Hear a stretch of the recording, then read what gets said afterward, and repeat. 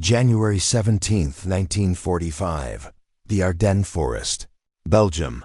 Snow fell in silence over the splintered trees. The air smelled of wet wool, gunpowder residue, and the sour staleness of human exhaustion. Along a muddy road churned to chaos by tank treads and boots, a column of prisoners shuffled westward under American guard. Their Feldgrau uniforms were caked with frozen mud. Their faces bore the blank stare of those who had survived something they could not yet name. Among them, half hidden beneath oversized Wehrmacht greatcoats and tattered scarves, were 17 women. They walked with the same exhaustion as the men. But something else marked them, a deliberate smallness. A way of folding inward as though trying to disappear into the fabric of their own clothing. Their hair, matted and dark with grease, hung in stiff clumps beneath wool caps. The smell that rose from the column was not merely unpleasant. It was the smell of bodies that had not touched clean water in half a year.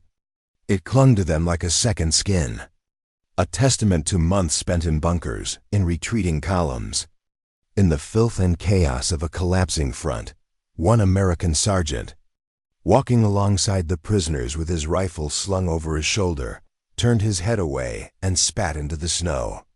Not in contempt, though later he would claim that, but because the stench made his eyes water. He was 23 years old, from a small town in Iowa where his mother ran a boarding house with hot water every evening and clean sheets on Sundays. He had never imagined that human beings could live like this. He had never imagined that women could be reduced to this. The column moved slowly toward the temporary holding camp, established 3 miles west, where canvas tents and hastily erected wire fencing marked the edge of the Allied advance.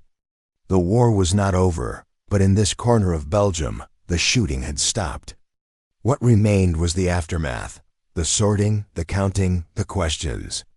And the smell docked to understand what happened next, to understand why a decision was made that would ripple quietly through the records of the American Expeditionary Forces and into the memoirs of soldiers who rarely spoke of such things. One must step back 6 months to the summer of 1944, when the machinery of the Third Reich still believed in its own invincibility. The women captured in the Ardennes were not soldiers in the traditional sense, though several wore auxiliary uniforms. They were Nachrichtenfeldern communications, assistants and Stabshelferinstaff assistants, assigned to Wehrmacht and Luftwaffe units. They operated radios, sorted intelligence reports, managed supply logs, typed orders. The German military had mobilized thousands of women into these roles as the war consumed more men than the Reich could replace. They were not supposed to see combat. They were not supposed to be captured. But by the winter of 1944, the neat categories of total war had dissolved into something far more desperate. When the American offensive shattered the German lines during the Battle of the Bulge, entire units disintegrated. Communication broke down. Retreat became rout. The women attached to these units found themselves swept backward in the chaos, clinging to retreating columns, sleeping in abandoned barns, eating whatever scraps the soldiers could spare. There were no facilities for them. There were no plans. The infrastructure of the German war machine, stretched beyond breaking across 2 continents, had no capacity to maintain hygiene for auxiliary personnel who were never supposed to be on the front line in the first place. For 6 months, they had not bathed. Not properly. Not in warm water, with soap, in a place where privacy was more than a desperate fantasy. They had wiped their faces with snow. They had changed undergarments when they could find them, which was almost never. They had learned to endure the itching, the sores, the humiliation of their own bodies turning against them. They had learned not to think about it, because thinking about it meant acknowledging how far they had fallen from the world they once knew. The American soldiers who processed them at the holding camp had expected hardened Nazis, true believers who would spit defiance even in captivity. That was the image that newsreels and training films had burned into their minds. The fanatical enemy, eyes blazing with ideology, willing to die for the Führer's vision. They had been taught to expect resistance, to guard against sabotage, to watch for the glint of hidden weapons. What they encountered instead was something their training had not prepared them for. The quiet wreckage of human dignity. The women stood in a ragged line in the processing tent, shoulders hunched, eyes downcast. They answered questions in dull monotones. They gave their names, their units, their ranks. They did not argue. They did not resist. They simply stood there, wrapped in the stench of their own unwashed bodies, waiting to be told what to do next. One of them, a young woman who could not have been more than 20, kept her arms crossed tightly over her chest, her hands gripping her own elbows as though holding herself together by force of will. Lieutenant Colonel James Hargrove, the officer overseeing the camp, watched from the edge of the tent. He was a lawyer in civilian life, from Philadelphia, a man who believed in process and procedure. He had overseen the intake of thousands of German prisoners since the Normandy landings. He had processed SS officers who laughed at their captors, Wehrmacht veterans who maintained stiff military bearing, teenage conscripts who wept openly. But this was different. This silence was different. After the initial processing, he ordered the women separated from the male prisoners and housed in a tent at the far end of the camp. Standard procedure. But as he walked back to his headquarters tent, the smell lingered in his nostrils. It was not just the smell of unwashed bodies. It was the smell of a system that had ground these women down to something barely recognizable as human. And it disturbed him in a way that 6 months of combat had not. That evening, he sat at his field desk and wrote a brief report to division headquarters. The report noted the capture of 17 female auxiliary personnel and requested guidance on their processing. At the bottom, almost as an afterthought, he added a single sentence: "These prisoners require immediate sanitary facilities." The response came back 2 days later, not from division but from Corps headquarters, and it was not what Hargrove expected. The order was simple: construct appropriate bathing facilities for female prisoners of war, ensuring privacy and adequate resources. Signed by a brigadier general whose name Hargrove did not recognize out in the middle of a war zone. With supply lines stretched thin and combat engineers needed for bridge repairs and road clearance, the United States Army was ordering the construction of bathhouses for captured German women. Hargrove read the order twice, then called in his chief engineer, Captain Michael Reardon, a wiry man from Boston who had built everything from pontoon bridges to field hospitals since landing at Omaha Beach. "We're building bathhouses," Hargrove said. Handing over the order, Reardon read it, blinked, and looked up. "Sir, you heard me. Separate facilities. Hot water, privacy, the whole 9 yards." Reardon turned the paper over as though expecting to find a punchline on the back. "We're in the middle of Belgium, sir. Half our supply trucks are stuck in the mud, and we're building bathhouses for prisoners?" Hargrove leaned back in his chair. "Apparently we are. What are we supposed to use for materials?" "Whatever you can requisition. Canvas, timber, piping. Pull a couple of the field shower units from quartermaster. I don't care if it's pretty, Captain. I care that it works." Reardon studied the older man's face for a moment, then nodded slowly. "Yes, sir." "When do you need it?" "Yesterday." It took 3 days. Reardon's engineers salvaged lumber from a bombed-out barn, requisitioned 2 field shower units designed for decontamination purposes, and erected a canvas-walled structure behind the medical tent. They rigged a heating system using salvaged oil drums and copper piping scavenged from a destroyed farmhouse. The water came from a nearby creek, filtered and heated in stages. Inside, they built wooden duckboards to keep feet off the cold ground and installed makeshift curtains to create individual stalls. It was crude, utilitarian, and completely unnecessary by any standard measure of military priorities, but it worked. The engineers tested the system on a cold morning in late January, running hot water through the pipes until steam rose into the frigid air. The structure held. The water heated. Reardon stood outside, watching the steam curl upward, and shook his head slowly. In 6 months of combat engineering, he had blown bridges, cleared minefields, and built field fortifications under enemy fire. This was the strangest thing he had ever been ordered to construct. When Hargrove inspected the finished facility, he nodded once and said nothing. Then he walked to the prisoner's tent and informed the women, through an interpreter, that bathing facilities were available.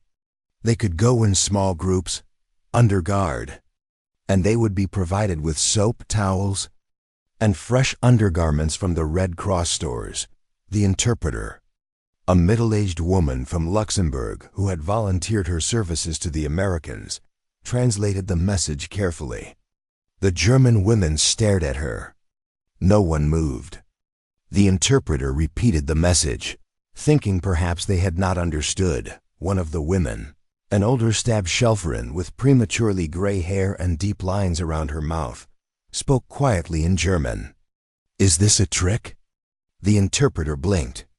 "What? Is this a trick?" The woman repeated. "Are you taking us somewhere to shoot us?" The interpreter looked at Lieutenant Colonel Hargrove, who stood just outside the tent entrance. She translated the question. Hargrove's face darkened, not with anger but with something sadder, a recognition of what these women had been taught to expect. "Tell them," he said slowly, "that no one is going to shoot them. Tell them we are offering them the opportunity to bathe in hot water with soap and privacy. Tell them they can refuse if they wish, but the offer is genuine." The interpreter translated. Silence held for a long moment. Then the older woman looked at her companions, and something passed between them, some unspoken agreement, some collective decision to risk believing in the impossible. "We will go," she said. They went in groups of 3. Escorted by female nurses from the medical corps who waited outside the canvas walls. The first group entered the bathhouse tentatively, as though expecting the walls to collapse around them. They stared at the steam rising from the shower heads, at the bars of white soap stacked on wooden shelves, at the clean towels folded in neat piles. One of them reached out and touched the canvas wall, as though testing whether it was real. For a moment, nothing happened. Then one woman began to undress, and the others followed. They moved slowly, peeling away layers of filthy clothing that had fused to their skin with dried sweat and grime. They stood naked and shivering in the cold air, their bodies pale and marked with sores, their ribs visible beneath slack skin. When the first woman stepped under the hot water, she froze. The water cascaded over her head, over her shoulders, and for 5 full seconds she did not move. Then her shoulders began to shake. She was crying silently, without sound, the water mixing with her tears and washing them away as fast as they fell. The others joined her, each finding a stall, each standing under the spray of hot water as though it were a miracle they could not quite believe. They scrubbed their skin until it turned red. They washed their hair 3, 4, 5 times, working the soap through matted tangles with grimacing determination. The water that ran off their bodies and swirled down the makeshift drains was gray-black with filth. They stayed under the water until it began to run cold. And then they stayed a little longer, as though reluctant to leave this impossible sanctuary. When they finally emerged, wrapped in clean towels, their faces were raw and red, but transformed. They looked younger. They looked like women again. The nurse who handed them fresh clothing, simple Red Cross undergarments, clean socks, and laundered uniform shirts, noted in her daily report that the prisoners thanked her in broken English. She wrote, "They cried when they received the soap." Over the next week, all 17 women rotated through the bathhouse. Each group spent longer than the last, as though making up for months of deprivation in a single hour of hot water. The engineers kept the boiler running constantly, feeding it with scavenged fuel oil and wood. The nurses provided additional soap when the first supply ran out, requisitioned from division stores intended for field hospitals. Word spread through the camp. Other American soldiers, hearing about the bathhouse, reacted with confusion, skepticism, or grudging respect. Some thought it was ridiculous coddling the enemy while American boys were still dying 50 miles east. Others understood it as something else, a statement, deliberate and clear, about who they were and what they stood for. Sergeant Bill Morrison, the Iowa farm boy who had first escorted the prisoners, stood outside the bathhouse one evening and listened to the sound of running water. He smoked a cigarette slowly, the ember glowing in the twilight. A corporal from his platoon walked up and stood beside him. "You hear about this?" the corporal asked, jerking his chin toward the canvas structure. Morrison nodded. "Yeah, what do you think?" Morrison took a long drag on his cigarette, exhaled, and watched the smoke drift away. "I think," he said slowly, "that this is why we're going to win." The corporal frowned. "Building bathhouses?" "No." Morrison flicked the cigarette away. "Remembering that there's a difference between us and them. Remembering that even when they stop acting like people, we don't. The symbolic weight of hot water cannot be overstated. In the ideology of the Third Reich, strength was measured in steel and blood, in the willingness to endure suffering and inflict it without hesitation. Weakness was a moral failing. Comfort was decadence. The Nazi war machine had sent these women into the grinding chaos of the front lines with no provision for their basic humanity because such provisions were seen as unnecessary, even contemptible. The Americans, by contrast, expended time, resources, and labor to provide hot water and privacy to enemy prisoners who had no leverage, no strategic value, and no ability to reciprocate. They did this not because it would shorten the war or win a battle, but because it was consistent with the principles they claimed to defend. The hot water became a symbol, not just of physical cleanliness, but of a fundamental philosophical divide. It represented the idea that dignity was not conditional on nationality or ideology, that human decency was not a luxury to be suspended during wartime. It represented abundance, yes, the industrial and logistical capacity of a nation that could afford to care about such things even in the middle of a war zone. But it also represented something deeper, the belief that how you treat the powerless defines who you are. The German women understood this, even if they could not articulate it immediately. They had been raised in a system that taught them to value sacrifice and obedience, to see the world as a struggle between the strong and the weak. They had been told that their enemies were soft, decadent, corrupted by democracy and material excess. The bathhouse, with its hot water and clean towels and quiet respect, shattered that narrative more effectively than any propaganda broadcast could have done. One of the women, a former Nachrichten felon named Greta Hoffman, would later write in a letter to her sister, "They gave us soap. Real soap, white and clean. And hot water. As much as we wanted. I stood under it and cried because I could not remember the last time anyone had treated me like I mattered." The bathhouse stood for 6 weeks. During that time, it served not only the original 17 women, but also a dozen more captured in subsequent operations. The engineers maintained it with the same diligence they applied to critical infrastructure. The nurses continued to provide soap and towels. The guards ensured privacy and safety. In early March, as the front lines moved eastward and the holding camp prepared to relocate, Lieutenant Colonel Hargrove issued orders to dismantle the bathhouse. The lumber was salvaged for other projects. The shower units were returned to quartermaster stores. The canvas walls were folded and packed away, but the memory remained. In the official records, the bathhouse appears only as a footnote in supply requisitions and engineering reports. There are no photographs.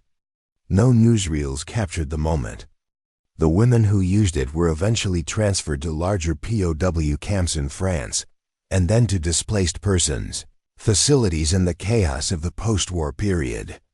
Most returned to Germany, to ruined cities and shattered lives, and carried with them a story they rarely told because it did not fit the narratives that either side wanted to preserve.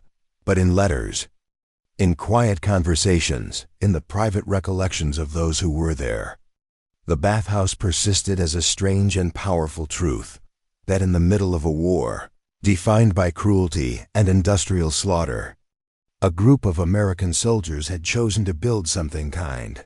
There's a photograph, though not of the bathhouse itself. It sits in the National Archives, filed among thousands of images from the European theater. It shows a group of women in clean clothing, their hair still damp, sitting outside a tent and eating from mess kits. They are smiling tentatively, awkwardly, as though they have forgotten how. In the background, an American soldier leans against a supply crate, smoking a cigarette and watching them with an expression that might be curiosity, or pity, or simply exhaustion. The photograph is dated March 3, 1945. There is no caption explaining who these women are or why they look so different from the hollowed-out figures captured in earlier images of German prisoners. But if you know the story, you can see it in their faces, the subtle transformation that comes from being treated, for the first time in months, as though your humanity still matters. By the time the war ended in May, the engineers who built the bathhouse had moved on to other tasks, rebuilding bridges across the Rhine, clearing rubble in captured German cities, constructing temporary shelters for millions of displaced civilians. Captain Reardon would return to Boston, resume his career as a civil engineer, and never speak publicly about his wartime service. Sergeant Morrison would go back to Iowa, take over his father's farm, and tell his children only the sanitized stories that did not include the smell of unwashed prisoners or the quiet sound of women crying under hot water. Lieutenant Colonel Hargrove would write a single paragraph about the bathhouse in his personal journal, dated January 24, 1945, ordered construction of sanitary facilities for female POWs. Engineers completed the work efficiently. It was the right thing to do, though I suspect few will understand why. But some did understand. The nurses who provided the soap, the guards who ensured privacy, the supply clerks who requisitioned the towels, the interpreter who translated the initial disbelief into cautious hope. They understood that small acts of decency in the midst of vast cruelty are not meaningless.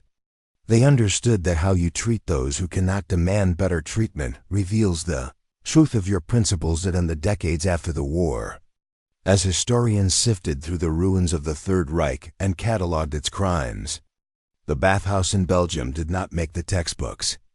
It was too small, too peripheral, too unremarkable in a conflict that killed 60 million people.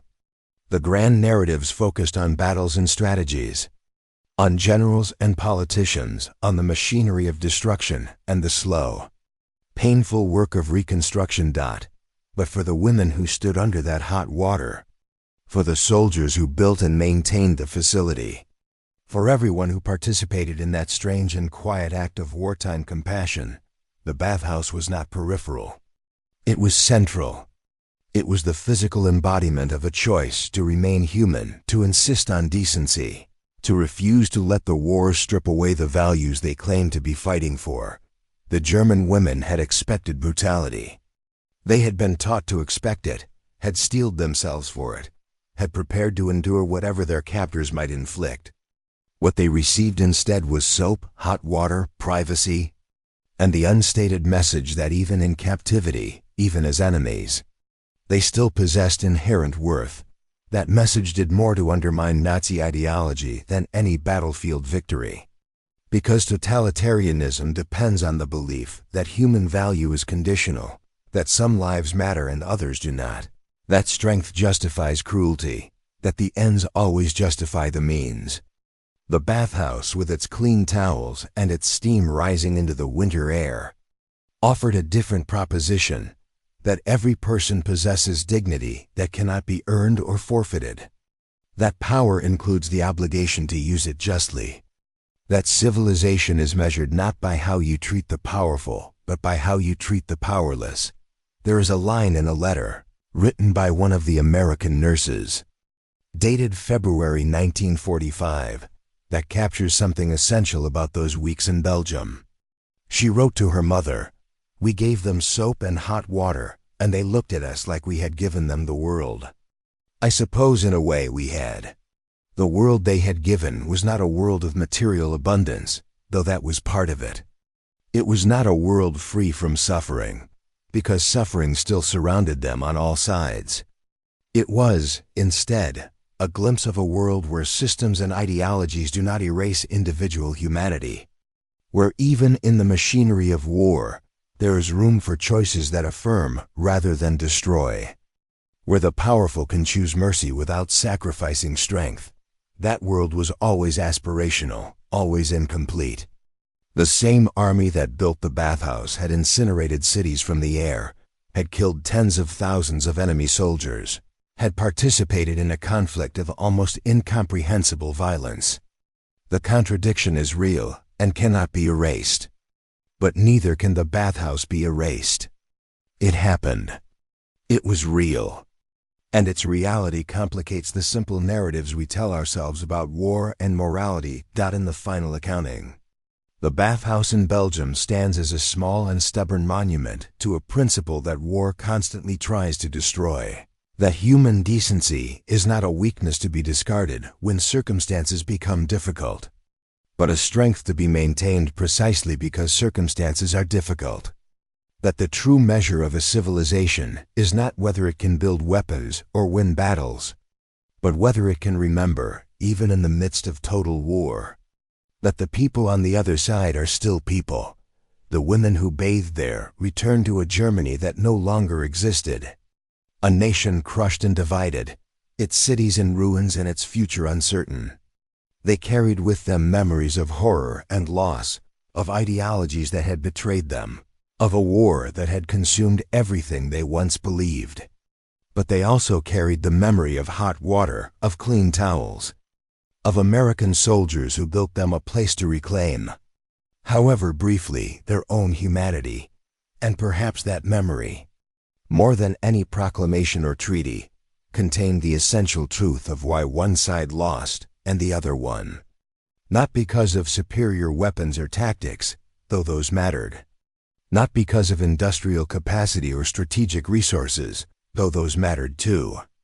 But because one side, even at its worst, could still conceive of the enemy as human beings deserving of basic dignity, while the other side had long since abandoned that principle in pursuit of a vision of strength that was, in the end, only cruelty dressed in propaganda. The bathhouse is gone now. The canvas walls were packed away 80 years ago. The lumber was repurposed. The soap was used up. The women who stood under that hot water are nearly all gone, and the soldiers who built the facility are gone too. But the act remains, recorded in fragments of letters and reports and fading memories, a small and stubborn piece of evidence that even in the darkness of total war, it is possible to choose light. Even when no one is watching, even when no reward is offered, even when the only justification is the simple belief that it is right. In January 1945, in a muddy field in Belgium, American soldiers built a bathhouse for their enemies. They did it not because they had to, but because they could. And in doing so, they proved that the principles they claimed to defend were more than words, they were choices, made over and over in 1,000 small moments that history mostly forgets. But those moments matter. They matter because they reveal the truth beneath the grand narratives and the sweeping judgments. They matter because they show that even in the worst of times, individuals retain the power to affirm or deny the humanity of others.